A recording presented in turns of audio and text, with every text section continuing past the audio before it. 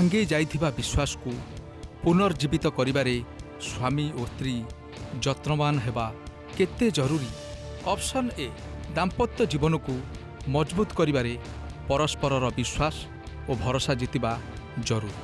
Option B नकारात्मक चिंता और भूल बुझामणा दूर करी दाम्पत्य जीवन को आगकू बढ़ाइबा उचित। ऑप्शन सी संदेह अविश्वास और तृतीय पक्षर अजथा हस्तक्षेप ठारू दूर रे रहंतु। आशार आलोकर गत अध्याय रे पचरा जाइथिबा ए प्रश्नर उत्तर बहु दर्शक सोशल मीडिया जरिया रे दैछन्ति। ऑप्शन ए सपक्ष रे 24%, बी सपक्ष रे 28% मत मिलिथिबा बेले ऑप्शन सी सपक्ष रे सर्वाधिक 48% दर्शक सेमानकर मत दैछन्ति। सोशल मीडिया रे मत पठाइथिबा दर्शक मानक नाम आपण टीवी स्क्रीन रे स्क्रॉल आकार रे देखि परिबे। एबे आरंभ करिबा जीवन दोछकी रे आशार आलोकर आजिर अध्याय। नमस्कार। जीवन दोछकी रे आशार आलोक। विवाह आवश्यकता। जातक पड़ुची, फोटो देखा होची, खबर निया होची, गुप्तचर लगे अन्वेषण मध्य करा होची, तथापि कहीं समस्या होची। ये परस्पर को चयन करने प्रणाली रे आउ किसी परिवर्तन आवश्यकता अच्छी कि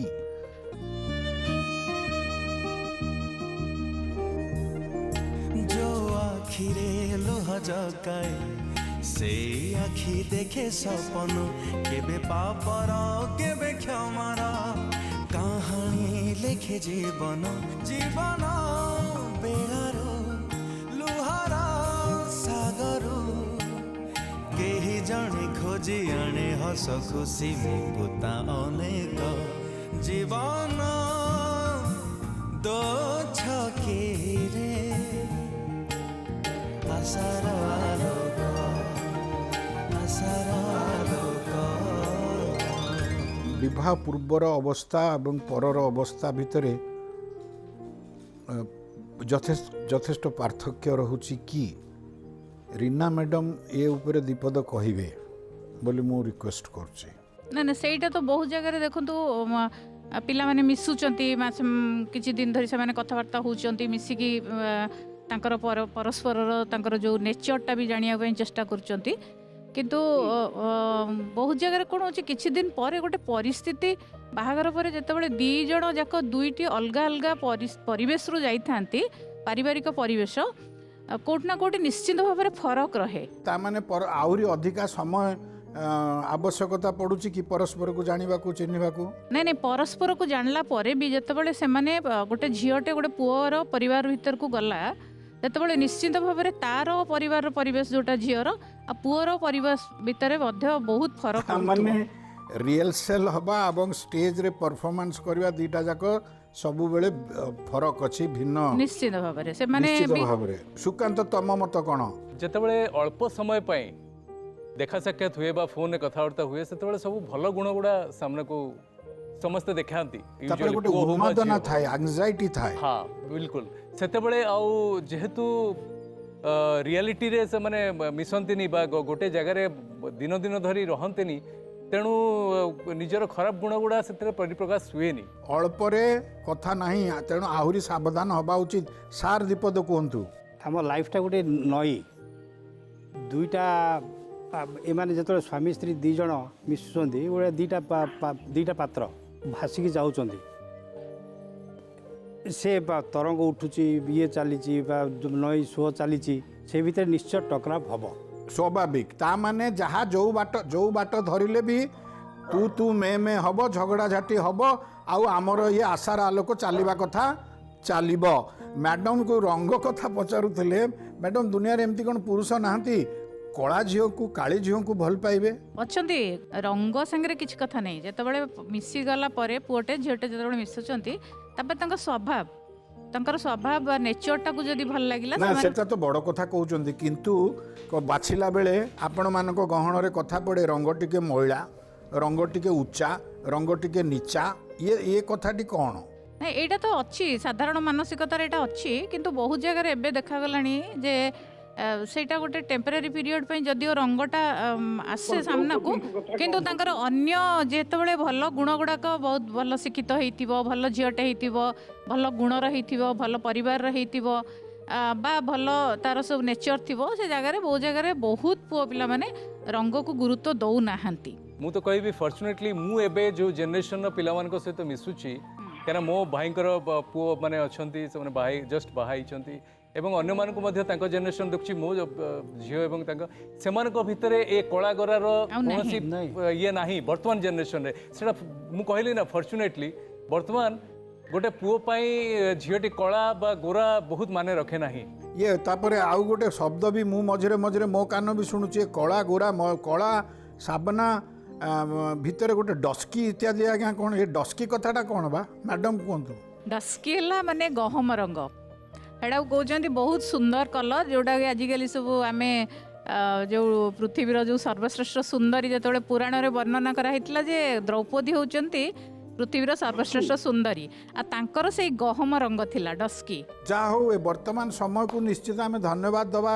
ସୁକାନ୍ତ ବି କହୁଥିଲେ ଯେ ଆଜିକା ଜେନେରେସନ୍ ଆଉ ଉପର ରଙ୍ଗରେ ଏତେ ଚିନ୍ତିତ ନୁହନ୍ତି ଏ ରଙ୍ଗକୁ ଆଉ ଖୋଜୁନାହାନ୍ତି ଅନ୍ତରର ରଙ୍ଗ ଖୋଜୁଛନ୍ତି କିଛିଟା ଭଲ କଥା ଆମ ସମସ୍ତଙ୍କ ପାଇଁ ଦାମ୍ପତ୍ୟ ପାଇଁ।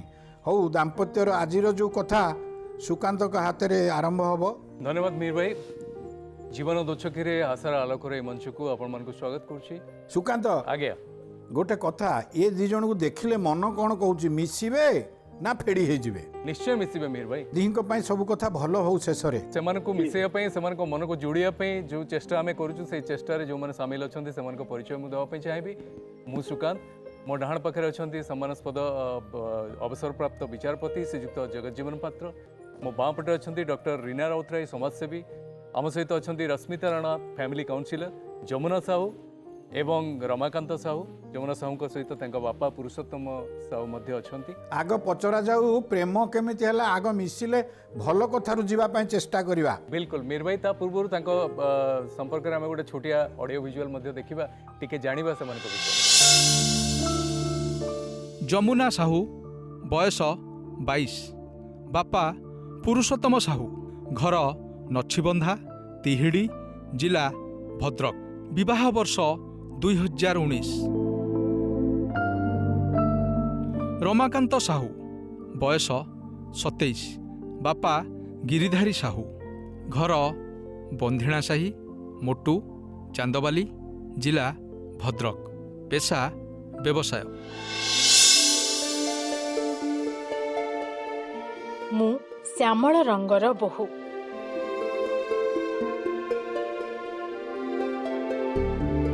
ମତେ ନେଇ ସ୍ୱାମୀଙ୍କର ମନମଣା ହେବା ସ୍ୱାଭାବିକ ହେଲେ ଏଥିରେ ମୋର କ'ଣ ଭୁଲ ରହିଛି? ଭଗବାନ ମତେ ଜନ୍ମ ଦେଇଛନ୍ତି କର୍ମ ତ ମତେ କରିବାକୁ ହେବ। ସ୍ୱାମୀ ମୋ ପାଇଁ ଗର୍ବ ଶାଶୁଘର ମୋର ସ୍ୱର୍ଗ। କେତେ ସ୍ୱପ୍ନ ଥିଲା ଶାଶୁଘରେ ମୁଁ ବି ହେବି ଭଲ ବୋହୂ ହେଲେ ପାରିବାରିକ କନ୍ଦଳ ଆଜି ମତେ ନିରାଶ କରିଛି। ଏଇ ମାତ୍ର କିଛି ମାସର ଦାମ୍ପତ୍ୟ ଜୀବନ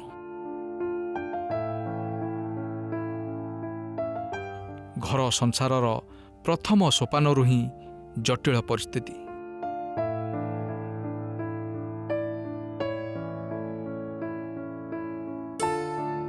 ବାଟ ହୁଡ଼ି ଯାଇଛି ବୈବାହିକ ଜୀବନ ବୁଝାମଣା ଅଭାବରୁ ଦାମ୍ପତ୍ୟ ଜୀବନରେ ଝଡ଼ ଫଳରେ ବ୍ୟସ୍ତ ବିବ୍ରତ ହୋଇପଡ଼ିଛି ଦୁଇଟି ଜୀବନ।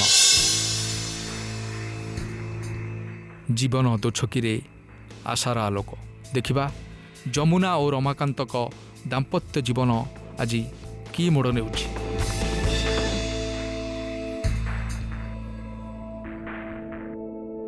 ରମାକାନ୍ତ ଯେତେବେଳେ ବାହାଘର ପ୍ରସ୍ତାବ ପଡ଼ିଲା ଯେତେବେଳେ ଠିକ୍ ହେଲା ବାହାଘର ବା ବାହାଘର ପାଇଁ ଯେତେବେଳେ ହଁ କଲେ କ'ଣ ସେତେବେଳର ମାନସିକତା ଥିଲା କ'ଣ ଦେଖିକି ହଁ କହିଥିଲେ ଏବଂ ତାପରେ ବାହାଘର କେମିତି ଭଲ ପାଇବା କେମିତି ଥିଲା କେମିତି ସେ ବାହାଘରର ରିଲେସନସିପ୍ କେମିତି ଥିଲା ଦୁଇ ଜଣଙ୍କ ଭିତରେ? ଆମର ବାହାଘର ହେଇଥିଲା ବାପା ଯାଇଥିଲେ ଫାଷ୍ଟ ଦେଖିବା ପାଇଁ ବାପା ଦେଖିକି ହେଲା ପରେ ମାଆ କହିଲେ ମାଆକୁ ମୋତେ କହିଲେ ଦେଖିବା ପାଇଁ ଯାଅ କ'ଣ ଦେଖିଲ? ଆମ ଘରେ ନେଇକି ଚାଲିପାରିବୁ ନ ଚାଲିପାରିବୁ ଏ ତ ପଚାରୁନୁ ରୋଷେଇବାସ ଶିଖେଇଛି ନା ନା ସିଏ ପିନ୍ଧିଥିଲେ କ'ଣ ବା? ପିନ୍ଧିଥିଲେ ଶାଢ଼ୀ ପିନ୍ଧିଥିଲେ ଶାଢ଼ୀ ପିନ୍ଧି କୋଉ ରଙ୍ଗ? ଓ ରଙ୍ଗ ମନ୍ଦ କୋଉ ରଙ୍ଗ ମନେ ରଙ୍ଗ ମନେ ନାହିଁ? ନାହିଁ ତାପରେ କ'ଣ ହେଲା? ତାପରେ ଦେଖିକି ଆସିଲା ପରେ ଆଚ୍ଛା ଯୋଉ କଥାଟି ପଚାରିଲେ ଘରେ ଚଳିପାରିବ କି ନାହିଁ କ'ଣ ସେ ସବୁ କଥା ସବୁ ଠିକ୍ ଲାଗିଲା? ତାପରେ ଚଳିପାରିଲେ କହିଲେ କ'ଣ ରୋଷେଇବାସ ମା ପଚାରିଲେ କ'ଣ ଶିଖେଇଛୁ ଇଏ କରୁଛୁ। ଝିଅ କୁହନ୍ତୁ, ଝିଅ କ'ଣ ପଚାରିଲେ ସେ କ'ଣ କହିଲେ? ଯମୁନା କୁହନ୍ତୁ। ମା ପଚାରିଲେ କହିଲେ ରୋଷେଇ କରିପାରିବୁ? ମୁଁ କହିଲି ସାର୍ ହଁ କରିପାରିବି। କହିଲେ ଗୀତା ପଢ଼ିପାରିବୁ? ମୁଁ କହିଲି ହଁ।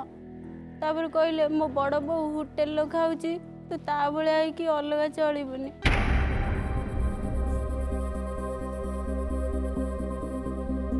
ମା ସେ କଥା ଛାଡ଼, ଦୁଃଖକୁ ଯାଆନା, ଆଗ ଟିକେ ସୁଖ ହଉ ତାପରେ ଦୁଃଖକୁ ଯିବା। ଏ ଯୋଉ ପୁଅକୁ ଦେଖିଲ, ପୁଅକୁ ଦେଖିଲୁ ନା ମାଆଙ୍କୁ ବେଶୀ ଦେଖୁଥିଲୁ? ସାର୍ ମୁଁ ପୁଅକୁ ବି ଦେଖିଥିଲି। ତାପରେ ପୁଅ ମୋତେ କିଛି ବି ପଚାରିଲେନି। ମୁଁ କହିଲି ହଉ ମା ବି ତ ପଚାରିଲେ ଯାହା ବି ହଉ। ତୁ ପଚାରିଦେଲୁନି? ମୁଁ ବି ପୁଅଙ୍କୁ ପଚାରିଲି ତାଙ୍କ ନାଁ କ'ଣ ଆଉ ସେ କ'ଣ ନା କରନ୍ତି। ପଚାରିଲୁ? ଆଜ୍ଞା ସାର୍ ନାଁ ଆଲୋ ପଚାରିଲି। ସିଏ ତ ମୋତେ ବୋପାଲୋ। ନାଁ ବି ପଚାରି ନଥିଲେ। ତାପରେ ନାଁ ପଚାରିଲି, ତାପରେ ମୁଁ ପଚାରିଲି କ'ଣ କର? ସେ କହିଲେ ମୁଁ ଦୋକାନ କରେ, ଏତିକି ସାର୍। ଏ ସବୁ କଥା ପରେ ସମସ୍ତେ ଚାଲିଗଲା ପରେ ରାତିରେ ସ୍ୱପ୍ନ ଫପ୍ନ ଦେଖିଲୁ? ନାଇଁ ସାର୍ ଯେମିତି ସାର୍ ବାହାଘର ହୁଏ ସେ ମା ଟିକେ କହ, ମୁଁ ଟିକେ ଶୁଣେ। ମା ନିର୍ବନ୍ଧ ଠାରୁ ବାହାଘର ହବା ପର୍ଯ୍ୟନ୍ତ କଥା ବି ହେଇନାହାନ୍ତି ମୋ ସହିତ। ବାହାଘର ପର୍ଯ୍ୟନ୍ତ ବି କଥା ହେଲେନି? ନାଇଁ କହିଲେ ମୁଁ ଗୁରି ଝିଅକୁ ଭଲ ପାଉଥିଲି, ତତେ ମୁଁ ପସନ୍ଦ କରିନଥିଲି, କେବଳ ଅଧିକ ଡିମାଣ୍ଡ ଆଉ ଜିନିଷ ପତ୍ର ଲୋଭରେ ମୁଁ ତତେ ବାହା ହେଇଛି। ମୋ ବାପା ମା କହିଲେ କାଳି ଝିଅ ଆସିନି ଭଲ କାମ କରିବ, ଆମର ଗୁରି ଝିଅ ଆସିଲେ କାମ କରିବନି। ମୁଁ କ'ଣ ଗୋଟେ ଫାଷ୍ଟ ଗୋଟେ ଝିଅ ଦେଖିବାକୁ ଯାଇଥିଲେ, ଦେଖିତେ ମା ବାପା ଦେଖିଲେ, ଫୋନ୍ ନମ୍ବର ଦେଇଥିଲେ, କଥାବାର୍ତ୍ତା ଆମର ଚାଲିଥିଲା। ମାନେ କ'ଣ 4 ମାସ ଖଣ୍ଡେ ଚାଲିଲା କଥାବାର୍ତ୍ତା। ସିଏ ଆମର କଥାବାର୍ତ୍ତା ଯଦି ଛିଣ୍ଡିଲା, ତାପରେ ଦେଖିଲା ବାହାଘର ଭାଙ୍ଗିଦେଲେ। କାହିଁକି ଭାଙ୍ଗିଲେ? କ'ଣ ପାଇଁ ଭାଙ୍ଗିଲେ ମୁଁ କହିପାରିବି। ସିଏ ତାଙ୍କର କ'ଣ ପସନ୍ଦ ଇଏ ହେଲାନି। ଯୌତୁକ ପାଇଁ ମାଗିଲେ? ନା ଯୌତୁକ ପାଇଁ, ଯୌତୁକ ପାଇଁ ଟୋଟାଲ ଆମେ ଡିମାଣ୍ଡ ପୁରା ମନା କରିଦେଇଛୁ। ନାଇଁ ଯୋଉ କଥାଟି ସେ କହିଲେ ଯେ ତମେ ତାଙ୍କୁ କହିଛ ଯେ ମୁଁ ତତେ କେବେ ବି ଲାଇକ୍ କରିନଥିଲି ବା ହଁ କହିନଥିଲି, କେବଳ ବାପା ମା କହିଲେ କାଳି ଝିଅଟା ଆସିଲେ ଭଲ କାମ କରିବ, ଯୌତୁକ ଭଲ ମିଳିବ, ସେଥିପାଇଁ ମୁଁ ସେମିତି ହେଇନାହାନ୍ତି। ମା କ'ଣ କହିଲେ, ମା କହିଲେ ମାନେ ବୋଉ ଯଦି ଆସିବ ଘରେ ନେଇକି ଚାଲି ପାଇନେ ସବୁ ବୋଉ ଭଲ হবে। ମୋର ଟିକେ ସତତା ସାଥି ଟିକେ ଥିଲା, ପସନ୍ଦ ଥିଲେ କ'ଣ ପାଇଁ ମାନେ ଟିକେ ଭଲ ଦେଖାଉଥିଲେ ବୋଲି ମୋତେ ସେତେବେଳେ ତାଙ୍କ ମୋର ବହୁତ ବାହାରିଥିଲା, ବଣ ବାହାରିଥିଲା, ଦୁନିଆ ଇଏ ବାହାରିଥିଲା। ମା କ'ଣ କହିଲେ ଯଦି ପସନ୍ଦ ଠାରୁ ଆମର କିଛି ଇଏ ନାହିଁ, ଆମ ଘର ଲାଗିକି ଚାଲି ପାଇନେ ବୋଉ ଗୋଟେ ନା, ମୋ ବାପା ମାଆର ଗୋଟେ ପୁଅ, ମୁଁ କହିଲେ ଯଦି ଘରେ ନେଇ ଚାଲିପାରିବ। ସେ ଦେଖିଲେ ବଡ଼ ପୁଅ ଫାଷ୍ଟ ମୋ ବାପାଙ୍କର 2ଟା ମ୍ୟାରେଜ୍ କରିଛନ୍ତି ବାପା। ମୋ ଭାଇ ସବୁବେଳେ ସାଙ୍ଗସାଥି ଆମେ ସବୁବେଳେ ମାନେ ହସ ଖୁସି ହେଇକି ରହୁଥିଲୁ। ଭାଇ ଦିନ ବାହା ହେଲେ ଅଲଗା ହେଇଗଲେ। ମା କ'ଣ କହିଲେ ଯଦି ଗୋଟେ ବୋଉ ଆଇଲା ଦିନ ଏମିତି ଖରାପ ହେଲା, ଆମେ ସୁନ୍ଦରଟେ କିଛି ଆମ ଲାଭ ନାହିଁ, ଆମର ବୋଉ ଗୋଟେ ଭଲ ବୋଉ ହେଲେ ଆମେ ନେଇକି ଚାଲିପାରିବୁ ଘରେ ନେଇ। ମୁଁ ହଉ ଯଦି ତମ କଥାରେ ହେଲା, ତମ ଖୁସି ପାଇଁ ମୁଁ ସବୁ ମାନେ ୟୁଜାର ଦେବାକୁ ମୁଁ ରାଜି ଅଛି। ଯଦି ତାଙ୍କ ଖୁସି ପାଇଁ ସବୁ କଲ, ଏତେ ବଡ଼ ବଢ଼ିଆ ପୁଅ ତୁମେ, ତାହେଲେ ପଛକୁ କାହିଁକି ରଙ୍ଗ ଇତ୍ୟାଦି ନେଇକିରି ଲଢ଼େଇ କଲ? ଜମା ମୁଁ କହିନି ସାର୍, ଜମା ତ ମୁଁ ତ ପାଟି ଖୋଲିନି। ଅସୁବିଧାଟା କ'ଣ? ଅସୁବିଧା ସବୁ କ'ଣ ସେ ମେଡ଼ିସିନ ଯେତେବେଳେ ଆମ ଟୋଟାଲି ମାନେ କେତେବେଳେ ସବୁବେଳେ କ'ଣ ମାନେ ଦୋକାନକୁ ମୁଁ ଯିମି, ଦୋକାନ ମୋର ମାନେ ରାତି 3ରେ ଦୋକାନ ଖୋଲିବି, ରାତି 12ଟା ଯା ମୁଁ ଆସିମି ଦୋକାନକୁ ଆସିମି ସବୁବେଳେ। ମୋର ଦୋକାନ ଚା ଦୋକାନ ସବୁ ଭେରାଇଟି ଦୋକାନ ସବୁ ଅଛି। ତାପରେ ମୁଁ କ'ଣ ମାନେ ସବୁ ବେପାର ଇଏ କରେ, ମୋ ଟାଇମ୍ରେ ମୁଁ କରେ ରାତି 12ଟା। ସିଏ ଫାଷ୍ଟ ସବୁ କହିଲେ ବାହାଘର ହେଇଗଲା, ବାହାଘର ହେଇସାରିଲା ପରେ କହିଲେ ସବୁ କାମ ଶିଖିଦେଲୁ କହିଲେ। ଯେତେବେଳେ ଘରକୁ ଆସିଲା କହିଲା ମୋତେ କହିଲା ତଥ୍ୟଯାତ୍ରା କହିଲା ମୁଁ କାମ କିଛି ଶିଖିନା ନାହିଁ। ମୁଁ ହଉ ଯାହା ତ ହେଇଗଲାଣି, ଆଉ ତୁ କିଛି ଅଲଗା କିଛି କରିହବ କି? ଏ କଥା ଯମୁନା ଏ ମିଛଟା କାହିଁକି କହିଲୁ ମା? ନାଇଁ ସାର୍ ମୋତେ କାମ ଆସେ, କାମ ଆସିବନି। ଜଣେ ଝିଅ ବାହାଘର କରିବ ତ ଝିଅ କ'ଣ କାମ ଶିଖେଇ ନଥିବ? ଆପଣ କୁହନ୍ତୁ ତ ସାର୍। ନାଇଁ ସେମିତି କିଛି ମାନେ ନାହିଁ, ସବୁ ଝିଅ ଶିଖୁଛନ୍ତି ବୋଲି ମାନେ ନାହିଁ ମା। ନାଇଁ ସାର୍ ମୁଁ କାମ ମାନେ ଯୋଉ ଘରକୁ ମୁଁ ଯିମି ତାଙ୍କ ଘର କ'ଣ କାମ ମୋତେ ତ ପୁଣି କହିବା ଦରକାର ନା ନାହିଁ। ସେଇଟା ନ କହିକି ମୋତେ କହିଲେ ଘାସ କାଟେ, ବାହାର ଟ୍ୟୁବୱେଲରୁ ପାଣି ଆଣେ, ଆଉ ଯୋଉ ତୁ କାଳି ଝିଅ ବା ଆଉ ଯୋଉ ଗୁହାଳ ଗୋବର କାଢେ। ବାହାର ଟ୍ୟୁବୱେଲରୁ ଯଦି ତାଙ୍କ ଘର ପାଇଁ ଆଗରୁ ବି ପାଣି ଆସୁଥିବ, ତେଣୁ ତମେ ପାଣି ଆଣିବାର କିଛି ଅସୁବିଧା ହବା କଥା ନୁହେଁ। ଗୁହାଳ କାଢେ, ମା ତାର କହିବ ମୁଁ ରୋଷେଇ କରିମି। ମୁଁ କହିଲି ମା ତମ ଘରର ସ୍ୱାମୀ କେମିତି ଖାଏ ମୁଁ ଯାହା ବି ଜାଣିନି, ଶ୍ୱଶୁର କେମିତି ଖାଏ ଜାଣିନି, ତମେ ବି କେମିତି ଖାଅ ମୁଁ ଜାଣିନି, ମୋତେ ସେଇଟା କହିବା ଦରକାର ନା। ନା ମା, ଇଏ ସବୁ କଥାଟା ଠିକ୍ ଯେ ତା ଭିତରେ ତୁ ଗୋଟାଏ ଶବ୍ଦ କାହିଁକି କହିଲୁ? ଯେ କାଳି ଝିଅ ସେଇଥିପାଇଁ ମୋତେ କହିଲେ ଟ୍ୟୁବୱେଲ୍ରୁ ଆଣ, କାଳି ଝିଅ ସେଇଥିପାଇଁ କହିଲେ ମୋତେ କାଠ ଆଣ, ଏଇଟା କ'ଣ ସତ କଥା? ଆପଣ ଟିକେ ଶୁଣନ୍ତୁ ମୋ କଥା, ତାପରେ ମୁଁ କହୁନି କି। ତାପରେ ଚତୁର୍ଥୀ ତା ପରଦିନ ମୁଁ ଆମ ଘରକୁ ଆସିଲି। ଘରକୁ ଆସିଲା ପରେ ମୋତେ ଫୋନ୍ କରି କହିଲେ ମୋ ବାପା ମାଆଙ୍କୁ ମୁଁ ଫଟୋ ଦେଖେଇ ପାରୁନି।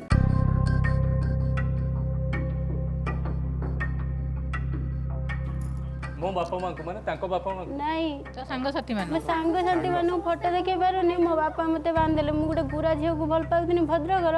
ମୋ ବାପା ମା ଡିମାଣ୍ଡ ଦେଲେନି ବୋଲି, ତାଙ୍କ ଗରିବ ଝିଅ ସାର୍ ଥିଲା, ଡିମାଣ୍ଡ ଦେଲେନି ବୋଲି ତାଙ୍କର ଭାଙ୍ଗିଦେଲେ। ନା ମ୍ୟାଡାମ କହିପାରିବେ ଆ ବିଷୟରେ ଏଇ ଯୋଉ ରଙ୍ଗର ସେଇ କଥା ରଙ୍ଗ କଥାଟା ତମେ ନିଜେ ନିଜେ ଭାବୁଛ ଯେ ମତେ ଏମିତି କରେଇଲେ କହିଲେ ନା ସିଏ ତମେ ତାକୁ ବାରମ୍ବାର ମୁଁ ସେ କଥା ବି ତା ଭାବିନି। ମୂଳରୁ ସାର୍ ଯଦି ମୋ ମା ଯଦି ଗୋରା ଝିଅ ପାଇଁ କାଳି ଝିଅ ପାଇଁ ଯଦି କହିବା ଯଦି ମତଲବ ଥିଲା ସେ ବାହାର କରଉଥିଲେ କାହିଁକି?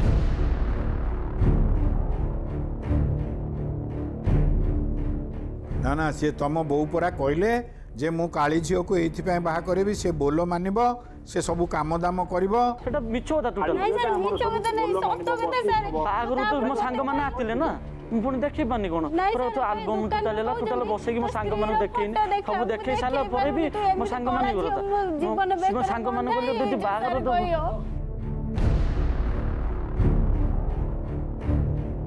ଯେ ବାହାର ଲୋକ ଆସି ପଚାରିବ କହ ତୋ ସ୍ତ୍ରୀର ଫଟୋ ଦେଖାନି, ଯେ ମୋତେ ଫୋନ୍ କରି କହିବ ତୁ ଏମିତିଆ କଳା ଝିଅ, ମୁଁ ମୋ ବାହାର ଲୋକମାନଙ୍କୁ ବି ଫଟୋ ଦେଖେଇ ପାରୁନି। ମୋ ବାପା ମା ଯୌତୁକ ଲୋଭରେ ଛନ୍ଦି ଦେଲେ, ମୋତେ ନେଇ ଆସିଲା ସେଇଭଳି। ଏ ଝିଅଟି ଯାହା କହୁଛି ହୁଏତ ମିଛ କି ସତ, କିନ୍ତୁ ଏମିତି ଘଟଣା ଏ ରଙ୍ଗ ନେଇକିରି ପରିବାର ଉଜୁଡ଼ିବାର ଅନେକ ନମୁନା ଅଛି। ବାହା ହେଇଯିବେ ତାପରେ କିନ୍ତୁ ରଙ୍ଗଟି ଅସୁବିଧା ସୃଷ୍ଟି କରିବ, କଥା କଥାରେ ତାନା ଦେବେ ଏବଂ ଯନ୍ତ୍ରଣା ନିଶ୍ଚିତ ଭାବରେ ସେ ଝିଅ ପାଇବ। ଆର ଉଦାହରଣ ସୋସାଇଟିରେ କିଛି କମ୍ ନାହିଁ, ଏମିତି ଘଟଣା ଅଛି, ବହୁତ ଅଛି, ନିଶ୍ଚିତ ଅଛି। ଆଉ ଝିଅଟି ମୋତେ ଲାଗୁଛି ଯେ ଝିଅ ଅଧିକାଂଶ କଥା ସତ କହୁଛି। ହଁ ନାଇଁ ଏଇଟାକୁ ନେଇକି ସେ କହିଥିବେ, ମୁଁ ମଧ୍ୟ ମାନୁଛି, ସେ ଏଠି ମାନୁନାହାନ୍ତି। ସତ କଥା କହୁଛି, ଭଗବାନଙ୍କୁ ବି ମୋ ମା ମୁଣ୍ଡ ଛୁଇଁ କହିଦେମି, ଏ କଥା ମୁଁ ଜମା କହିନି।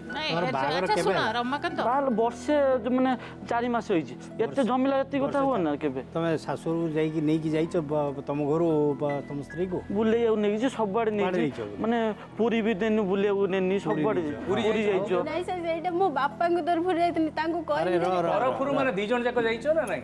2 ଜଣ ଆମ ପରିବାର ସବୁ ଯାଇଥିଲି ସାର୍। ଦଶହରା ବେଳେ ମୁଁ ଡାକିଲି, ମୁଁ କହିଲି ଆସ ଟିକେ ଦଶହରା ଏଠି ଅଛି, ଦଶହରା ବୁଲିବାଲି ଯିବ, ଆଉ 2 ଜଣ ଆସ। ତାପରେ ତାଙ୍କ ଘରକୁ ଗଲି, ଘରକୁ ଗଲା ପରେ ସେ ମୁଁ ଝିଅକୁ ନେଇକି ଆସିଲି, ତାଙ୍କୁ ନିମନ୍ତ୍ରଣ କରିକି ଆସିଲି। ଦଶହରା ଅଷ୍ଟମୀ ଦିନ ସେ ଆସିଲେ, ତା ଭିତରେ ପୁରୀ ଆଉ 4 ଆଡ଼େ ମେଢ଼ ଦେଇକି କାର୍ ଦେଇକି ବୁଲେଇ ବାଲିକି ଦେଖେଇଲି, ଛାଡ଼ିଗଲେ।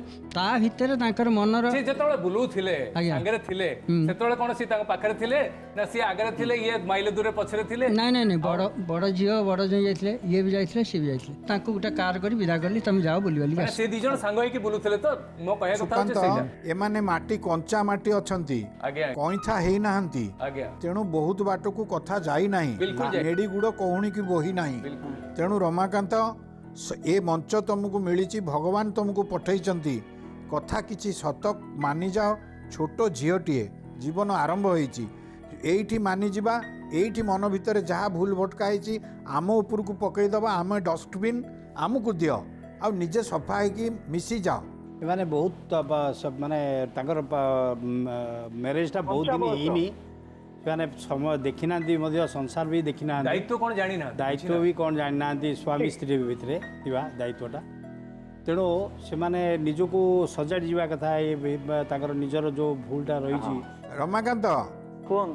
ମୁଁ ମୋ ସାନ ଭାଇ ପୁଅ ଭଳିଆ ତୁମେ ହବ, ଝଗଡ଼ା ନିଶ୍ଚୟ ହେଇଛି, ଆଉ ତମେ ତମ ସ୍ତ୍ରୀକୁ ନିଶ୍ଚୟ ବହୁତ ଭଲ ପାଉଛ, ହଁ କି ନାଇଁ କୁହ? ପୁରା ଜୀବନ ଠାରୁ ବି ଭଲ ପାଉଛି ମୁଁ ସାର୍।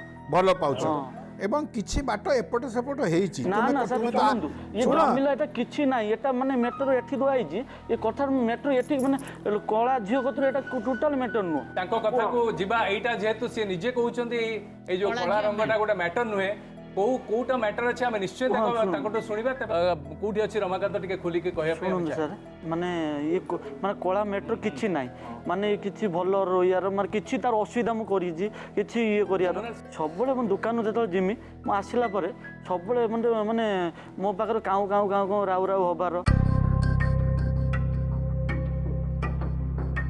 ମାନେ ମୋ ମୁଣ୍ଡଟା ସବୁବେଳେ ମାନେ କୋଉ କଥା को नहीं कि କୋଉ ଭଳିଆ କଥା ମାନେ କଥା ମୋ ବାପା ଏମିତି କହିଲେ ମୋତେ ଭଲ ଲାଗୁନି ମୁଁ ଭୁବନେଶ୍ୱର ଯିମି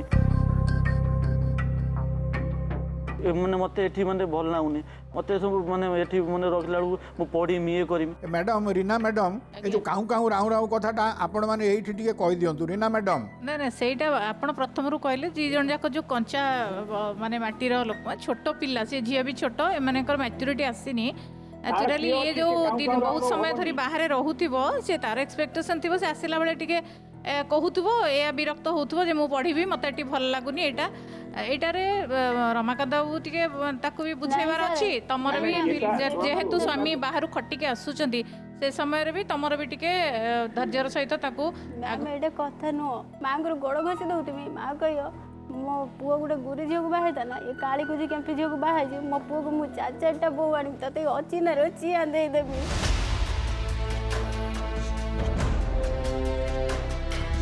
अच्छा मु खाली मु एठी जानिया पाई जियो पाके तो कौन से केयर भी नेलेनी मो पिल्ला सारे आसी के लाली 4.5 मास केबे फोन करी पचार ना दी मां कहियो कोटा हटे दउ दा बापा भलिया केबे कोटा रखिबोनी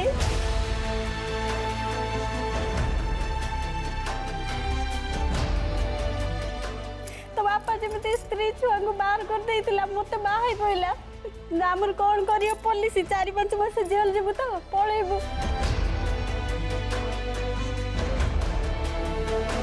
आउटर नहीं आसी आमर कौन अभाव अच्छे कि जे 8 थर सार बदलू कि बसिले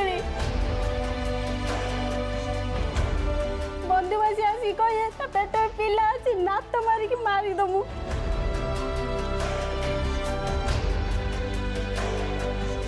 तार भल मंद क्या पाखे आपत्ति कर स्वामी को पाखरे स्वामी पाखे स्वामी ताक रिमेट कर माँ पाखे कह माँ ताक अलग उत्तर ने डिसाइड ने डिसाइड फाँकी अच्छा स्वामी को कहला बेले रमाकांत कहले रमाकांत कर रिएक्शन कोन थिला रमाकांत ओटी गाड़ी देउथले सर याकू पछरे आगु ताकू पछरन से कोन रिएक्शन करन ସତ୍ୟତା ତ କିଛି ନାହିଁ ଏଟା ମୁଁ ଏଟା ତ ମ୍ୟାଟର କିଛି ନାହିଁ ସେଇ କଥା ଯୋଉ ମୁଁ ମାନେ ସବୁବେଳେ କହୁଛନ୍ତି ମା ମୋତେ କହୁଛନ୍ତି କାମ କରିବା ପାଇଁ ଇଏ କରିବା ପାଇଁ ମୋତେ କହୁଛନ୍ତି ମୁଁ ତ ତୁ କାମ ଶିଖିନୁ ମା ତୁ ଯୋଉଟା ମା ଯୋଉ କାମଟା ତୁ କରିଦେନେ ମିଶି ଯଦି କାମ କରିଦେନେ କିଏ କାହାକୁ କହିବାର ନାହିଁ ସବୁ କହି ତୁ ମାନେ ତୁ ବସିବୁ କାହିଁ ସେ କହିଏ ନା ତ ଦେଇ କରୁ ପୁଣି ଦେଖୁନ ତମେ ମାଙ୍କ କଥାକୁ କିଛି କିଛି ଚଳେଇକିରି ଅଭ୍ୟାସ କରିଯିବା ଦରକାର କିଛି କିଛି ଚଳେଇକିରି ଅଭ୍ୟାସ କରିବା ମା ତମମାନଙ୍କୁ ନେଇ ପରିବର୍ତ୍ତନ ହେବେନି ଆମେ ଏଠୁ ହାତ ଯୋଡ଼ିକି ମାଙ୍କୁ କହିପାରୁ ଅନୁରୋଧ କରିପାରୁ ଯେ ଏମାନଙ୍କୁ ଚଳାନ୍ତୁ ଏମାନଙ୍କୁ ଚଳେଇ ନିଅନ୍ତୁ ସଂସାର ଜାଣିନାହାନ୍ତି ମା ସେ ପରିବର୍ତ୍ତିତ ହେବେ କି ନାହିଁ ଆମେ କହିପାରୁନୁ ମୋତେ ଲାଗୁଛି କିଛିଟା ମାନେ ୟାଙ୍କୁ ସେ ଗେଲ ବସରେ ଯେହେତୁ ବଢ଼ିଛନ୍ତି ତାଙ୍କୁ କଷ୍ଟ ହେଉଛି ଶାଶୁ ଘରେ କାମ କରିବା ଶାଶୁଙ୍କୁ ମୁଁ ପଚାରିଲେ ଯଦି ଗୋଟେ ପିଲା କାମ କରିବାକୁ ଡରୁଛି ଆପଣ ସହଯୋଗ କଲେନି କ'ଣ ପାଇଁ ନା ମା ମୁଁ ସହଯୋଗ କରିଛି କିନ୍ତୁ ପିଲା ଚାହୁଁନି ମୋ ସହିତ ସହଯୋଗ କରିକି 2 ଜଣ ମିଶିଗଲେ କାମଟା ସୁରୁଖୁରୁରେ ବହୁତ କମ୍ ଟାଇମ୍ରେ ବି ହେଇଯିବ ସେଇ ଜିନିଷଟା ଇଏ ଚାହୁଁନି ଇଏ ମାନେ ସକାଳ ପାଇବ ତ ନିଜ ନିତ୍ୟକର୍ମ ସାରିଦେବା ବାସ୍ ନିଜ ରୁମ୍ ଭିତରେ ବାସ୍ ଶୋଇପଡ଼ିଲା ସ୍ୱାମୀ ଆସିଲା ମୁଁ ଏଇଟା ମୋତେ ଯଦି ଏଇ ଜିନିଷଟା ବାର ବାର ହେଲା ଶାଶୁ ନିହାତି କହିଲା ମାନେ ୟାଙ୍କୁ ସେଇଟା କଷ୍ଟ ହେଲା ସ୍ୱାମୀକି ଆସିଲେ ଦୋକାନରୁ ଆସିଲା ଜଣେ ବାହାରୁ ଖଟିକି ଆସିଛି ତାକୁ ସମୟ ସୁବିଧା ଦେଖିକି ଆମେ କହିବା ଜଣେ ଦୋକାନରୁ ଆସି ଘରେ ପହଞ୍ଚିଛି କି ନାହିଁ ପ୍ୟାଣ୍ଟ ସାର୍ଟ ଓହ୍ଲେଇଛି କି ନାହିଁ ଆମେ ତା ସାମ୍ନାରେ ତାପରେ ଗାରୁ ହେବା ତ ସ୍ୱାମୀ ଗୋଟେ ପେସେନ୍ସ ରଖିବ କି एटा होची तांकर प्रॉब्लम आंकर कोन प्रॉब्लम अछि बोली आपण कोन ऑब्जर्व कले रमाकांत कर कोन ये ठीक भाबरे तांको मां को बुझेई पारि नांती स्त्री को ठीक भाबरे माने सेति के गाइड करके नै नांती ए जो कलागर कथाटा एटा कोन सत सी भी मते कहि चंती कि मैडम थिला मो मन रे भी कलागर कथाटा किंतु एबे मु सेटा को भूली जाईची काहे की भूली जाईची ना मोर गोटे संतान होई जाईची जमुना नुआ स्त्री हेची से आगुरु स्त्री कोन जानी नाही तार बयस हेई नाही तेणु एगुड़ा सबू समस्या है कि सामने निश्चय आसब ये धीरे धीरे अभ्यास करिवो स्वामी की जाबुड़ी धरिवो ताहले डंगार पारी हेई पारिबो जीवन नई नले माँ जमुना शुणुच आज्ञा सर तमे माँ नुआ तेणु ये सबू कथा तुमे जहाँ कहूच सत कहूच आमे मना करूनु से माने भी जहाँ कहउचंती बहु अंशरे सत कहउचंती तो आमे बंचिबा ना नहीं काली सकाळे बाहागर होईची छुआटीए भी छुआ ना कौन सारे छुआर ना कौन मते तो 8 दिन रु घर तोड़ी देले बॉन्ड पेपर सिग्नेचर करिके छुआर ना कोन देछन त बापा को पचार नदी तमरा बाहागर केते वर्ष होईची ବର୍ଷେ 4 ମାନେ 4 ମାସ ପିଲା କେତେ ମାସର? ପିଲା 4 ମାସ 4.5 ମାସ ଆଉ ତମେ କେବେଠୁ ଅଲଗା ରହିଲଣି? ଅଲଗା 7 ମାସ ହେଲାଣି। ମାନେ 7 ପିଲା ମାସ ନା ହେଇଛି 8 ବାପ ମାସ ଘରେ? ହେଲାଣି। ବାପ ଘରେ ହେଇଛି। ଟିକେ ସାର୍ ବାପ ମାନେ ଘରେ ବାହାଘର 4 ମାସ ପରଠୁ ଅଲଗା ହେଇ ନା ନା 6 ମାସ ଭିତରେ ଅଲଗା ହେଇ 6 ମାସ ଟୁ ଅଲଗା ନୁହଁ ମାନେ ମେଡ଼ିକାଲ କେସ୍ କରି ନେଇଥିଲେ କ'ଣ ମାନେ ଇଏ ମାନେ ଡେଲିଭରି ହେଇଥିଲା ଇଏ ଖାଇବାକୁ ବି ଠିକ୍ ସେ କଲାନି ମୁଁ ସବୁବେଳେ ପ୍ରତି ମାସ ନେଇଯିବି ମେଡ଼ିକାଲ 3000 4000 ଟଙ୍କା ଖର୍ଚ୍ଚ ନେଇ ମେଡ଼ିସିନ ନେଇକି ଆସିମି ଦେଖି ନୁଚିକି ମେଡ଼ିସିନ ଖାଇ ପଚାରେ ଖାଇଛୁ ନା ହପା ଦେଇଯିବ ନୁଚିକି ମୁଁ ଯେତେବେଳେ ପାଇକିନା ଯିମି ଦେଖିଲା ମେଡ଼ିସିନ ପଡ଼ିଯିବ ବାହାରେ ପଡ଼ିଥିବ ମୁଁ କହିନି ମାମା ତୁ ଯଦି ମେଡ଼ିସିନ ନ ଖାଇବୁ ପିଲାଟା ବଢ଼ୁନି ତୁ ନିଜେ ଦେଖିଲା ବେଳକୁ ତୁ ଆଇଁଷ ଫାଇଁଷ ଖାଉନୁ ଖାଇବାକୁ ବି ଠିକ୍ ସେ କରୁନୁ ତୁ ମେଡ଼ିସିନଟା ଠିକ୍ ସେ ଖାଇବୁନି ନା ଯମୁନା ଦେଖ ଏ ସ୍ୱାମୀଟି କେତେ କି ଭଳି ସ୍ୱାମୀ ସବୁ କଥା ଯତ୍ନ ନେଉଛି। ଯଦି ମୋ ସ୍ୱାମୀ ଯଦି କହୁଛନ୍ତି ମୁଁ ଏତେ କେୟାର ନେଇଛି ତାହେଲେ ମୁଁ ବାପ ଘରୁ କାହିଁକି ଆସିନି? ସେ ଯେଉଁ କଥା ଯେଉଁ କହିଲେ ହସ୍ପିଟାଲ ନେଲେ ଡାକ୍ତରକୁ ଦେଖେଇଲେ ମେଡ଼ିସିନ ଆଣିକି ଦେଲେ ତୁମକୁ ଏଇଟା ସତ ନା ମିଛ? ସାର୍ ମେଡ଼ିସିନ ଫାଷ୍ଟ ହେଉଛି ମୋତେ ଛାତିକି ମାଇଲେ ମୋର ହେଉଛି ମାରଧର କରନ୍ତି। ମାରିଛନ୍ତି ତତେ ମା? ଆଜ୍ଞା ସାର୍ ମାରିଛନ୍ତି। ରମାକାନ୍ତ ଦୋଷ ମାନୁଛି ମୁଁ କହୁଛି ଦେଖନ୍ତୁ ମୁଁ ତୁମକୁ କ'ଣ କହିନି ସବୁବେଳେ ସାର୍ ମୋ ମୁଣ୍ଡକୁ ସବୁବେଳେ ରିଆକ୍ସନ୍ କରିବ ମୁଁ ବାରମ୍ବାର ବୁଝି ମାମା ମୁଁ ଖାଇସେ ମୁଁ ତୁମେ ମାରିଛ କି ତାକୁ? ହଁ ମାରି ସାର୍ କେତେ ଥର? 2 ଚାପଡ଼େ ପକେଇ ସାର୍ ନାଇଁ ସାର୍ ଆଗ ବର୍ତ୍ତମାନ ମଞ୍ଚ ଉପରେ ତମର କୌଣସି ଅଧିକାର ନାହିଁ ତମେ ଆଗ କ୍ଷମା ମାଗ। ମୁଁ ସାର୍ ମାରିଦେମି ତା ପୁଣି ଭୁଲ ମାଗିବି ମାନେ ମାମା ଯାହା ହେଇଛି ମୋତେ ଏଇଠି ଦର୍ଶକଙ୍କ ଆଗରେ ମାଗିଦିଅ। ମାରିଦେମି ଦିଦି ମୋତେ ଭୁଲ କ୍ଷମା ମାଗି ଯମୁନା ଦେଖେ ତୋ ସ୍ୱାମୀ ସମସ୍ତଙ୍କ ଆଗରେ ପୁରୁଷ ପୁଅଟେ ହେଇକରି କ୍ଷମା ମାଗିଲାଣି। ସିଏ ନିଜ ଭୁଲ ପାଇଁ କ୍ଷମା ମାଗିଲେ ମାରିଛନ୍ତି ତମେ କିଛି ଭୁଲ କରିଛ କି ଯମୁନା? କରିଛି କି ସିଏ? କରିଛି ଆପଣ କଣ କରିଛି? କ୍ଷମା ମାଗିବା ଦରକାର ମୁଁ ଯୋଉ ପେଟର ପିଲା ଅଛି ସାର୍ ମୋ 3-4 ମାସରୁ ମାନେ ସାର୍ ମତେ ଟିକେ ଭାରି କାମ କରିବା ପାଇଁ କଷ୍ଟ ଲାଗେ ପାଣି ଉଠେଇବା ଘର ସାର୍ 8ଟା ରୁମ୍ ମାର୍ବଲ ଏଇଟା ତ ଚାଲାକି କଥା ଯମୁନା କହୁଛ। କଣଟା ଭୁଲ କରିଛ ସେଇଟା ପଚାର ସେଇଟା ସାର୍ ସିଏ ନିଜେ କୁହନ୍ତୁ ମୁଁ କଣ କ୍ଷତି କରିଛି? ତମ ଭୁଲଟା କଣ ଜାଣିନ ତମେ କଣ ଭୁଲ ମୁଁ ସାର୍ ଭୁଲ କରିନି କରିଦେଲେ ସିଏ କୁହନ୍ତୁ ମାରୁଥିଲେ କାହିଁକି ମତେ ଆଜି ମୋର ପେଟର 7 ମାସ ପିଲା ଅଛି ଟିକେ ତରକାରୀ ମତେ ରୁଚେ ନା ସାର୍ ଖାଇବା ପାଇଁ ମତେ ଇଆଡେ ସବୁ ଜିନିଷ ଇଚ୍ଛା ହୁଏ ଖାଇବା ପାଇଁ ମତେ କେତେ ବାପକୁ କହୁନି ଦବ। ଆପଣ ମୁରବୀ ହିସାବରେ ଝିଅ ଜ୍ୱାଇଁଙ୍କୁ ମିଶାଇବା ପାଇଁ କେବେ ଚେଷ୍ଟା କରିଛନ୍ତି କେବେ ଝିଅକୁ ବୁଝେଇଛନ୍ତି ଯେ ଜୀବନଟା ତୋର ସେଇଠି ଆପଣ ସବୁଦିନ ବଞ୍ଚିବେନି କି ତାକୁ ସବୁଦିନ ପୋଷି ପାରିବେନି? ସମ୍ବନ୍ଧୀ କଥା ପହଞ୍ଚିଲେ ଘରେ ଟୁକଟାକ ହେଇଛି ଏଇ ବାଦଟି ଆପଣ ଟିକେ ବୁଝିକି ମେଣ୍ଟେଇ ଦେଉନାହାନ୍ତି ମୋ କତିକି କଥା ଆସୁଛି କ'ଣ ପାଇଁ? ତମ ବାପାଙ୍କୁ ବାପା ହାଡ଼ି କହିଲେ ଆମେ ଘରକୁ ମୋତେ ତ ଗୋଟେ ଭାଲୁ ଧରେଇ ଦେଇଛ ଆଉ ମୁଁ ବୁଝିବି ଆଉ ମୁଁ ଭାଲୁ କ'ଣ ଧରେଇଲି ରାସ୍ତାରେ ପଡ଼ିଥିଲା ଆଣିକି ଧରେଇ ଦେଲି ଆପଣଙ୍କୁ ଆଉ ଆମ ଘରେ ମାରିମୁ ଧରିମୁ ଯାହା କିଛି କରୁନି ତମେ କାହିଁ କଥାବାର୍ତ୍ତା କରିବ? ଏଇଟା କିଏ କହିଲେ? ତାଙ୍କ ବାପା। ରମାକାନ୍ତଙ୍କ ମାଆଙ୍କୁ ଏଠିକି ଡାକିବା ସିଏ ଆସନ୍ତୁ ଆପଣଙ୍କ କଥା ବି ଜାରି ରହିବ ସିଏ ବି ରହିବେ।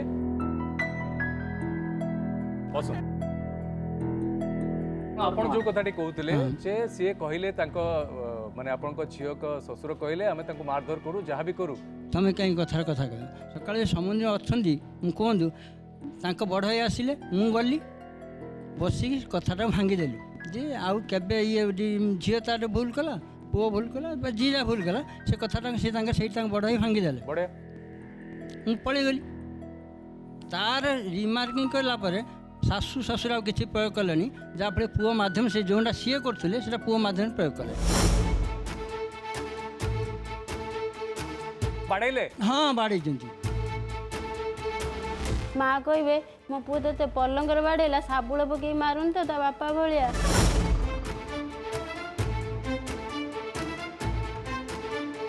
ତାଙ୍କୁ ପଲଙ୍କରେ କ'ଣ ବାଡ଼େଇଲେ ଆପଣ କହିଲେ ଶାବୁଳରେ ମାଡ଼ ଖାଇବା ସେଟା କ'ଣ? ସେଟା ତାଙ୍କର ଲାଗିଲା ସ୍ୱାମୀ ସ୍ତ୍ରୀ ସେଠୁ ସିଏ ଆସିକି ମୁଁ ବାପା ତୁ କାହିଁକି ମାରୁଛୁ କାହିଁକି ଥରୁଛୁ ତୋ ବାପା ମତେ ଶାବୁଳ ପକେଇକି ମାରିଛନ୍ତି ମୁଁ ତ ଦିନେ ମୋ ବାପ ଭାଇ ସାଇକି ଯାଇନି କି ମୋ ବାପ ଭାଇକି ସୁଦ୍ଧା କହିନି ଏତେ ଦିନ ମୁଁ ଆସିକି ବୁଢ଼ିଏନି। ତାମାନେ କ'ଣ ଆପଣ ଏଇ କଥାକୁ ସମର୍ଥନ କରୁଛନ୍ତି ଯେ ସିଏ ବି ଶାବୁଳରେ ମାରିବା କଥା ସିଏ ବାପ ଘରକୁ କହିବା କଥା ନୁହେଁ ସେ କଥା? ମୁଁ ମାଡ଼ ଖାଇଲେ ମଧ୍ୟ ସେ ବାପ ଘରକୁ ଜଣେଇବା କଥା ନୁହେଁ ମୁଁ ମୋ କହିବା କଥା ହଉଛି ହଁ ମୁଁ କହିନି ମାଡ଼ଟା ମାନେ ଆଜି ଖାଇଛନ୍ତି ମାଡ଼ କାଲି ଆଜି ମୁଁ ଦୁଃଖ କରି ଆସିଛି ମୋ ଶାଶୁ ମାରିଛି, ମୋ ଶ୍ୱଶୁର ମାରିଛି, ମୋ ଦୁଡ଼ୁଶୁର ସୁଦ୍ଧା ମାରିଛନ୍ତି ମୋତେ। ବାପା ଯଦି କହିଥିବୁ କାଳି ଝିଅ ବୋଲି, ସିଏ ତା ବାପା ମୁଣ୍ଡ ଛୁଇଁ କହୁନ, ତା ଭାଇ ମୁଣ୍ଡ ଛୁଇଁ କହୁ। ହଁ ସାର୍, ଯଦି ଟର୍ଚର କରି କହିଥିବୁ କହୁଛି ସାର୍, ସେ ମୋତେ ନିଜ ସ୍ୱାମୀ କହିଲେ କାଳି ଝିଅ। ମୋ ବାପା ମୋତେ ନାଇଁ ନାଇଁ, ଆପଣ ବାଡ଼େଇଲେ କାହିଁ ତାଙ୍କୁ? ବୁଧବାର ଛାଡ଼ିବ ବୋଲି ଆଜି 2 ମାସ ନାଇଁ ସାର୍, ବଡ଼ ମାସ ହେଇଗଲେ ବୁଧବାର ତା ମଉସା କତିକି ଗଲୁ। ତା ମଉସାକୁ ଯାଇ ବୁଝେଇନୁ, ତା ମଉସା ଫୋନ କଲା, ତା ମଉସା ଫୋନ କଲା, କହିଲେ ହଉଛି କ'ଣ ହେଲା ଆଉ ଛାଡ଼ିଲନି? କାରଣ ଆମେ ହଉଛି ସୋମବାର ଦିନ ଆମ ପୁଅର ପରୀକ୍ଷା ସର ଯୋଉ ବୁଧବାର ନେଇକି ଛାଡ଼ିବୁ, ତାପରେ ଆସିକି ତମର ଏଠି ଆସିକି ପହଞ୍ଚିଗଲା। ଆପଣ କେବେ ପୁଅକୁ ବୁଝେଇଛନ୍ତି? ବୁଝାଇଛି, ବୋହୂକୁ ବୁଝେଇଛନ୍ତି? ବୁଝାଇଲା ପରେ ମତେ କ'ଣ କୁହନ୍ତି ଶୁଣନ୍ତୁ। ଯୋଉ କଷ୍ଟ ମିଳିଛି ସେ କଷ୍ଟଟା ଆପଣଙ୍କ ବୋହୂ ପାଉ, ସେଟା କ'ଣ ଆପଣ କେବେ ଚାହିଁବେ? ନା ମୁଁ ଚାହିଁନି, ମୁଁ ଚାହିଁନି। ସବୁବେଳେ ମା ଲୋ ତୁ ଜମା ହଉଛି ସେ କଥାକୁ ଇଏ କରନା। ସିଏ ଯେମିତି ଆସୁଛି ଯୋଉ ଭଳିଆ ପିଲା, ତୁ ଟିକେ ତା କଥା ଟିକେ ବୁଝିଦେଲେ ଆମର କିଛି ଟେନସନ୍ ହବନି ତୋ କଥା। ଯଦି ଏକଥା କହୁଛ ଏତେ ଗୁଣର ପୁଅଟିଏ, ତ ତମେ ମାନେ ଏତେ ବଡ଼ ବଡ଼ ମଣିଷ ମୁରବି ସବୁ ଥାଉ ଥାଉ ଏ ପିଲା ଦିଟା କାନ୍ଦୁଛନ୍ତି, କଲବଲ ହଉଛନ୍ତି, ତମକୁ ଆମକୁ ଲାଜ ଲାଗିବା କଥା, ତମକୁ ଆମକୁ ଲାଜ ଲାଗିବା କଥା। ବର୍ତ୍ତମାନ ଆଗକୁ କ'ଣ ହବ ସେଇ କଥା ଆମେ କଥା ହଉଛୁ। ଆମେ ତ କହୁନୁ ଛାଡ଼ି ଦେଇ ଯାଉ ବୋଲି, ଆମେ ତ କହୁଛୁ ନେଇଯିବା ପାଇଁ। ମୁଁ କ'ଣ ସଟ୍ଡାଉନ୍ ଲକଡାଉନ୍ ଥିଲା ଯେତେବେଳେ ମୁଁ ପଳେଇ ଆସି ଦୋକାନ ଗଲି, ମୁଁ ଛାଡ଼ି ଦେଇକି ଯାଅ, ମୁଁ ଆସିକି ଦୋକାନ କରିବି। ସିଏ କହିଲେ ତମେ ଗୋଟେ ବାପା ହେଇଛ, ତମେ ପିଲା ହେଉଛି ମୁଁ ଛାଡ଼ି ଦେଇକି ପଳେଇ ଯାଉଛ ଇଏ କରିକି। ମୁଁ ଛାଡ଼ି ଦେଇ ଯାଉନ, ମୁଁ ତ ମେଡ଼ିକାଲରେ ଯାଇଥିଲି, ମେଡ଼ିସିନ ସବୁ ଜାଣିଛି, ତମେ ଛାଡ଼ି ଦେଇ ଯାଉନ। କହିଲା ନା ନା ଆମ ଝିଅ ତମ କଥା ରହିବନି, ଆମେ ନେଇଯାଉଛୁ। ମୋ ଶ୍ୱଶୁର କହିକି ମୁଁ କହିଲି ତମେ କ'ଣ ହେଇଗଲା କ'ଣ ପଳେଇଗଲ? ତା କହିଲେ ନେଇ ପଳେଇଲେ। ମୋତେ ମୋ ମାଆ ଫୋନ୍ କରି କହିଲେ କ'ଣ ତମ ଶ୍ୱଶୁର ନେଇ ପଳେଇଲେ, କ'ଣ ଅଟେକିନି ଜମା ରହିଲେନି। ମୁଁ ଯେମିତି ଆସିକି ବାଟରେ ଅଟେକିନି ମୋତେ କହିଲେ ବଜାରକୁ ଚାଲ ମୁଁ କହିବି, ତ ମୁଁ କଥାବାର୍ତ୍ତା ହେବା ବଜାରକୁ ନା ଆସିକି ପହଞ୍ଚିନି, ମୋତେ ଲାଙ୍ଗୁଏଜ୍ କି ଭାଷା।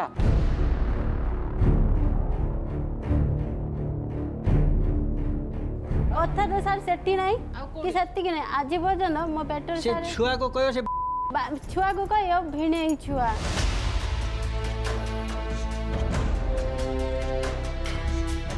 ସିଏ ଖାଲି କହିଦେଇ ଗଲେ ମୁଁ ମେଡିସିନ ଦେଇଛି, ମେଡିସିନ କେତେ ଟଙ୍କାର ଦେଇଛି, ଆସିକି ମାଆକୁ କହିବ ମୁଁ ମେଡିସିନ ଦେଇଛି, ମା ମୋତେ ଉଠେଇବ ପକେଇବ, ମେଡିସିନ ତୁ ଖାଉଛୁ, ତୋ ପେଟରେ ପିଲା ଅଛି।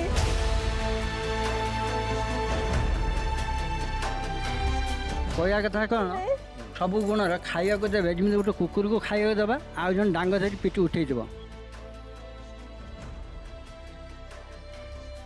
ତାକୁ ବାଡ଼େଇ ବାଡ଼େଇ ରଖିଥିବ, ତା ମୁହଁର ଖାଦ୍ୟଟା ଥୋଇଦେବ, ଆଉ ଜଣେ ଡାଙ୍ଗ ଧରି ଉଠେଇଯିବ, ସେ କୁକୁର ଖାଇବ?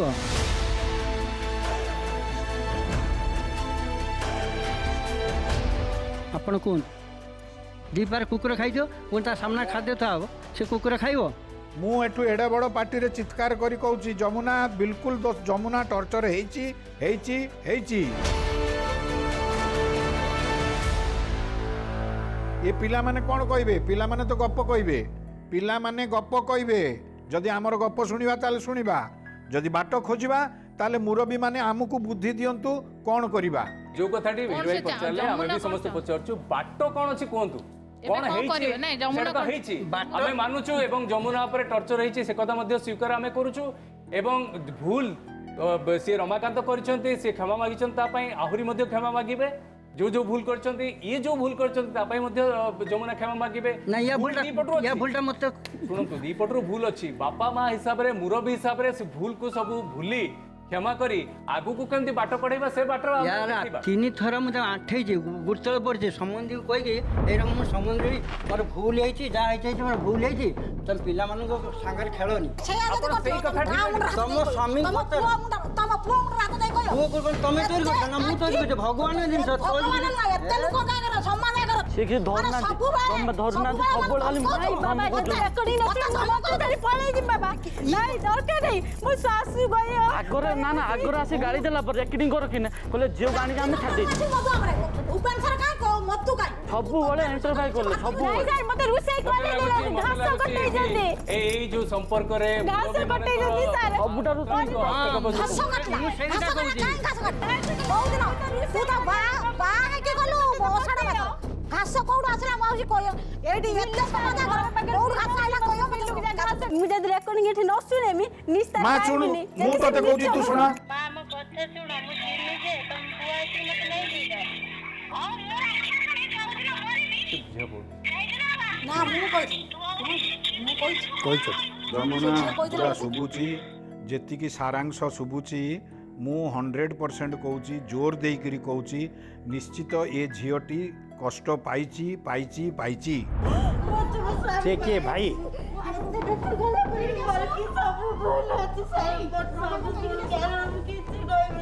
ପାଖରେ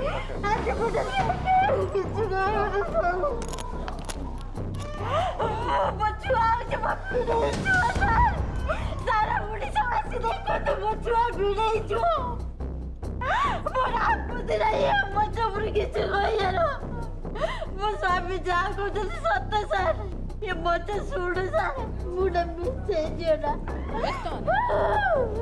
ମୋ ବା ଝିଅ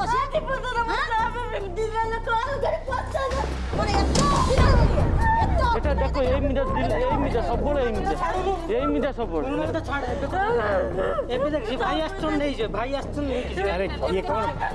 ଆରେ ସେଟା ଛାଡ଼ି ନେ ବୁଝା ନା।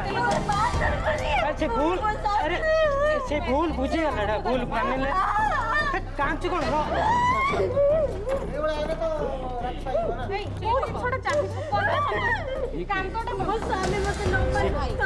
କାର ଭାଇ?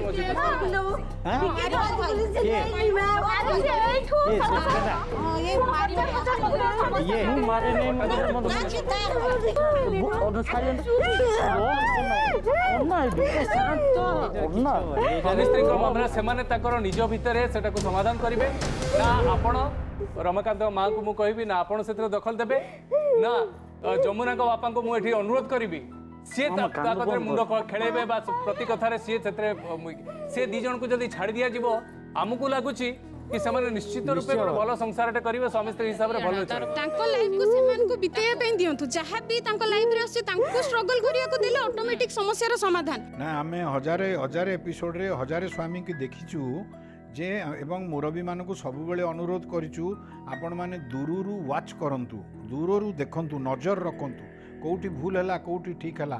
ନିଜ ପକ୍ଷକୁ ନିଜ ପୁଅକୁ ବା ଝିଅକୁ ହଠାତ୍ ଅନ୍ଧ ଭଳିଆ ଜମା ମୁହଁ ଦିଅନ୍ତୁ ନାହିଁ, ତାକୁ ପ୍ରୋଟେକ୍ସନ୍ ଦିଅନ୍ତୁ ନାହିଁ। ସେମାନେ ନିଜେ ଲଢ଼ି ଲଢ଼ି ଟାଣ ହେଇ ସଂସାର କରିବେ, ଏଇଟା ବହୁତ ଦରକାରୀ ଆଉ ଉପକାରୀ କଥା। ଏଇ କଥାଟା ହିଁ ମୂଳ କଥା ଏଠିକାର ଯେ ବର୍ତ୍ତମାନ ମୋ ଝିଅ କାନ୍ଦ ବନ୍ଦ କଲାଣି କି ରମାକାନ୍ତ ତାକୁ ଧରିଲାଣି କି? ହଁ ରମାକାନ୍ତ ତାଙ୍କୁ ଧରିଛନ୍ତି। ରମାକାନ୍ତ ସେଇ ଧରିଲେ ହିଁ ଲୁହ ସରିବ, ସେଇ ଧରିଲେ ହିଁ ହସ ଫୁଟିବ। ଏଇଠୁ ଜଣା ପଡୁଛି ରମାକାନ୍ତ ଯମୁନା ଦି ଜଣଙ୍କର ଦି ଜଣଙ୍କ ପ୍ରତି ଯୋଉ ଭଲ ପାଇବା ଅଛି ସେଇଟା ଭିତରେ ନିଶ୍ଚିତ ରୂପେ ଅଛି। କୋଉଠି ନା କୋଉଠି ସେ ଅଭିମାନ ପାଇଁ से जो छोट छोट भूल बुझामणा सब मनर फाट सृष्टि होती से फाट निश्चित रूपे दूरे पूरा विश्वास है। मिहिर भाई ये मुझे समस्त को अनुरोध करी खास कर जमुना बापा एवं रमाकांत माँ को भूली जातु पुराणा कथा को भूली जातु एवं प्रत्येक कथार जब दखल देवे प्रत्येक कथार कहे मो झील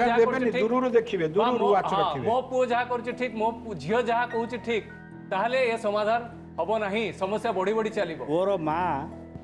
पुअर माँ एक्चुअली ताको विश्वास दबा कथा बर्तमान तार जो विश्वास अभाव हो से घर प्रति सी विश्वास दबा कथा ना माँ तोर जहाँ होगला आउ एणिकी तो आम घरे तोर किसी असुविधा हम ना ताले से झीटा निश्चय बुझीज आउ तार स्वामी पाखे से निश्चय रही मुझे तो चाहिए पाखक आसतु पाखे बसतु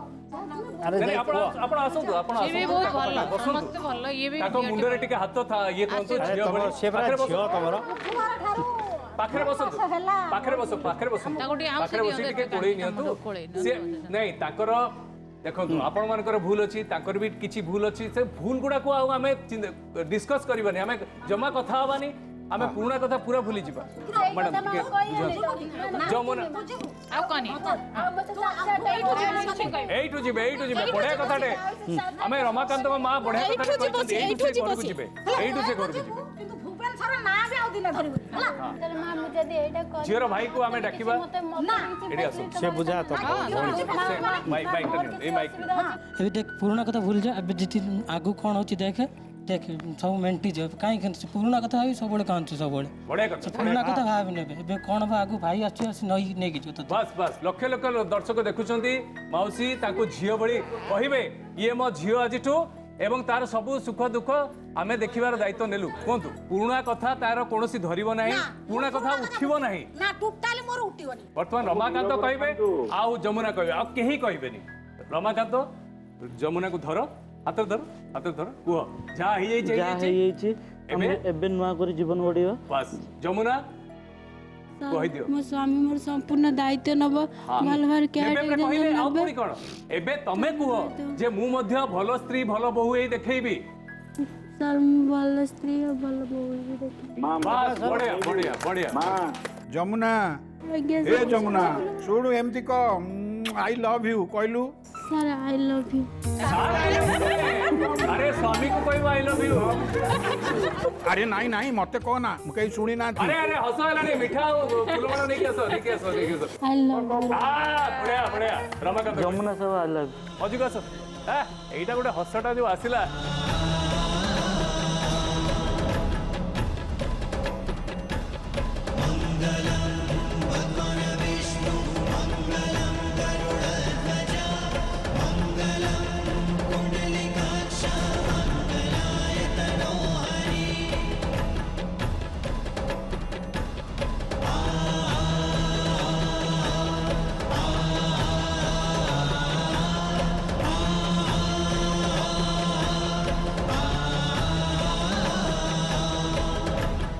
ये तो बहुत कथा सेठी घटे मु साहस जदि आपण देबे मु पदे कथा कहि देबी की हाँ कहतु मीरे कौन गोटे कहतु नुआ दृश्य हब रमाकांत एबे जमुना को काखेइबे ସବୁଆଡେ अरे वाह ଲିଭି बढ़िया ଗଲା बढ़िया ଏଇଠି ଗଲେ ଦୀପଟିଏ ଜଳୁଥାଏ କୋଉଠି न କୋଉଠି ପାଦ ଏଠି ଦିଗ तेबे एई खुशी खुशी रे आज हमको विदाई दियंतु पुणी देखा हबो आगामी अध्याय नमस्कार ଆଶାର ଆଲୋକ ଆଶାର ଆଲୋକ ଏବେ ଏ ଅଧ୍ୟାୟର ପ୍ରଶ୍ନ ଭଲ ବୋହୂଟିଏ ପାଇଁ ଚେହେରା ନା ଚରିତ୍ର ଗୁରୁତ୍ୱପୂର୍ଣ୍ଣ ଭୂମିକା ଗ୍ରହଣ କରିଥାଏ ଅପସନ୍ ଏ ଯେତେ ଆକର୍ଷଣୀୟ ଚେହେରା ଥିଲେ ବି ଯଦି ଗୁଣ ନଥିବ ତେବେ ସବୁ ଅସାର ଅପସନ୍ ବି ନିଜର ଗୁଣ ଏବଂ ବୁଦ୍ଧିମତ୍ତାରେ ବୋହୂଟିଏ ଜିତିପାରେ ପରିବାରର ହୃଦୟ ଅପସନ୍ ସି